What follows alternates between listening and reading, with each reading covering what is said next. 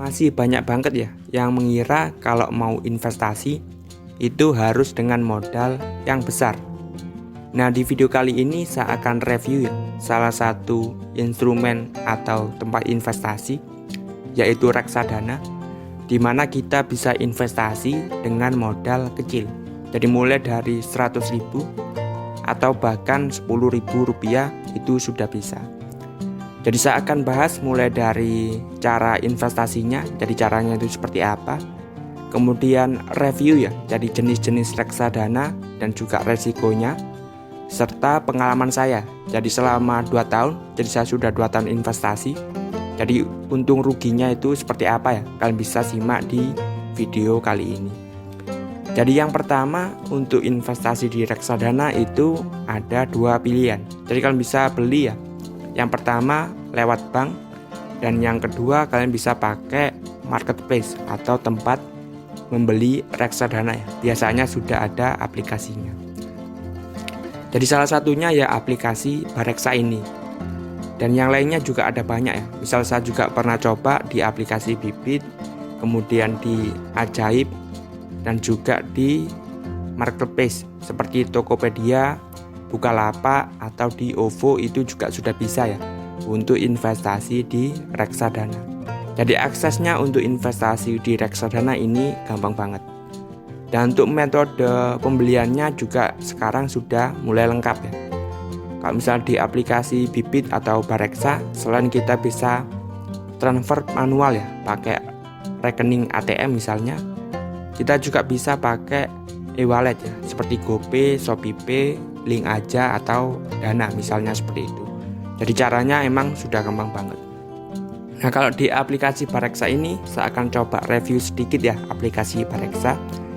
Selain kita bisa beli reksadana, kita juga bisa beli SBN atau surat utang. Jadi simpelnya negara berhutang ya kepada kita. Nah, kita akan mendapatkan keuntungan setiap bulannya. Jadi setiap bulannya kita akan ditransfer ke ATM, dan uangnya kalau misal kita membeli SBN misal 3 juta ya. Nah, uang 3 juta itu akan dikembalikan selama jangka waktu perjanjiannya, biasanya 3 tahun. Jadi kita investasi 3 juta, uangnya dipegang pemerintah. Setiap bulannya kita mendapatkan kupon ya atau bunga, dan setelah 3 tahun uang 3 juta itu akan kembali. Jadi seperti itu ya untuk SBN. Dan juga kita bisa investasi di emas, jadi di emas digital. Kalau di Bareksa ini kerjasamanya kita bisa lihat di sini ya, dengan Pegadaian. Jadi istilahnya kalau nabung di Bareksa ya sama dengan kita menabung di Pegadaian emas. Nah, seperti itu ya untuk review aplikasi dan cara investasinya. Kalau misalnya kalian bingung, kalian juga bisa lihat ya di video saya sudah sering ya buatkan tutorial cara membeli reksadana. Dan bahkan saya juga sudah ya menabung rutin setiap bulan di reksadana. Jadi kalian bisa lihat di video-video saya sebelumnya. Dan untuk yang kedua tentang jenis reksadana, kalian bisa lihat di sini. Nah, untuk di reksadana ini ada beberapa jenis. Jadi yang pertama reksadana pasar uang, kemudian reksadana pendapatan tetap, reksadana campuran, dan juga reksadana saham. Jadi buat yang masih pemula banget ya dan baru pertama kali, mungkin bisa investasinya ke produk yang paling aman. Jadi ke jenis reksadana yang paling aman. Jadi reksadananya reksadana pasar uang. Jadi ini reksadana yang paling aman. Jadi kenapa paling aman? Jadi konsep dari reksadana ini kan kita istilahnya titip dana. Jadi kita titipkan uang ke suatu perusahaan ya, dan perusahaan ini sudah legal. Jadi kita titipkan uang, nanti uangnya akan diinvestasikan oleh si perusahaan ini. Jadi kita titipkan uang, uangnya akan diinvestasikan oleh si perusahaan. Nah, kalau reksadana pasar uang, nah uangnya ini diinvestasikan ke deposito bank. Jadi istilahnya ya masuk ke produk perbankan juga, sama seperti nabung di bank. Kalau pendapatan tetap, ini investasinya di obligasi negara, dan reksadana saham ini diinvestasikan ya oleh si manajer investasi ke saham-saham perusahaan. Jadi ini sudah resiko tinggi. Kan saham kan bisa naik turun ya. grafiknya volatil, jadi kita bisa mengalami kerugian. Kalau yang pasar uang ya uangnya masuk ke deposito. Dan misal kita contoh ya produk Shalendra Dana Kas, kita bagian informasi. Nah seperti ini. Jadi kalau misal kita investasi di reksadana pasar uang Shalendra Dana Kas, ya uangnya akan masuk ke sini ya. Jadi ke TDP ya. Jadi seperti di deposito dari Bank Sulut, kemudian Bank IBK seperti itu.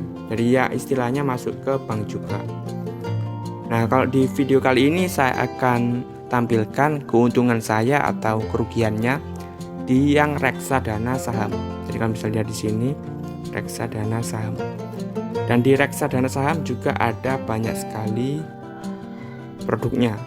Jadi ada banyak sekali. Dan saya investasinya ini di Sukor Invest Equity Fund.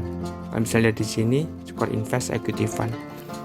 Jadi untuk uangnya ya, jadi kalau misalnya saya investasi, ini diinvestasikan ke mana atau di saham apa saja, kalian bisa lihat di bagian sini. Kalian klik di bagian informasi yang di tengah atas, nah kalian bisa scroll ke bagian bawah. Nah seperti ini. Jadi saya investasi dan uangnya ini diinvestasikan ulang ya ke saham-saham ini. Jadi saham-saham perusahaan yang sudah besar ya. Ada Adaro Energy, ini salah satu perusahaan tambang batu bara ya yang terbesar. Ada juga Astra Internasional, kalian sudah tahu semua ya Astra. Kemudian Bank BTN Bukit Asam, ini perusahaan tambang batu bara ya, tapi BUMN ya, jadi milik negara, dan juga perusahaan gas negara. Jadi uangnya diinvestasikan ke saham-saham. Kalau investasi di produk ini mayoritasnya ya di saham-saham yang sudah terkenal seperti itu. Dan ini untuk data per Februari 2022. Jadi setiap bulan ini akan diupdate. Jadi kalian bisa baca ya uangnya ini diinvestasikan ke mana. Dan untuk pengalaman saya selama 2 tahun, jadi sebelumnya saya akan tampilkan untuk riwayat pembeliannya. Jadi saya belinya ini kapan dan juga di harga berapa. Jadi saya belinya ini produk Sukor Invest Equity Fund ya. Jadi saya belinya 15 Juni 2020.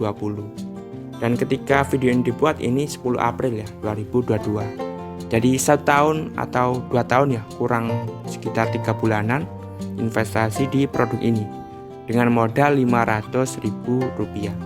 Dan ketika video ini dibuat ini saya mengalami atau mendapatkan untung ya. Di sini nah saya akan ganti dulu ke saham. Nah seperti ini, saya untung Rp256.000 atau kalau dipersenkan untung 51,2%. Jadi kalau misal kita investasi pada tanggal 15 Juni ya, 2020, dan sekarang ini untungnya 51%. Nah tapi ini nggak mesti ya, kalau misal kita investasinya 1 tahun lalu, ini bisa jadi kita mengalami kerugian. Kalau 5 tahun lalu ya kita juga bisa mengalami kerugian. Jadi ini tergantung, grafiknya juga sangat volatil. Jadi seperti itu untuk di reksadana saham. Jadi memang resikonya selain kita bisa untung cepat ya 50% ini 2 tahun, kita juga bisa mengalami kerugian yang cukup besar kalau mau investasi di reksadana saham. Seperti yang saya bilang tadi ya, kalau yang pemula bisa masuk dulu ke reksadana pasar uang. Ini resiko yang paling rendah. Kalau yang selanjutnya bisa ke reksadana obligasi atau pendapatan tetap ya, itu resiko sedang.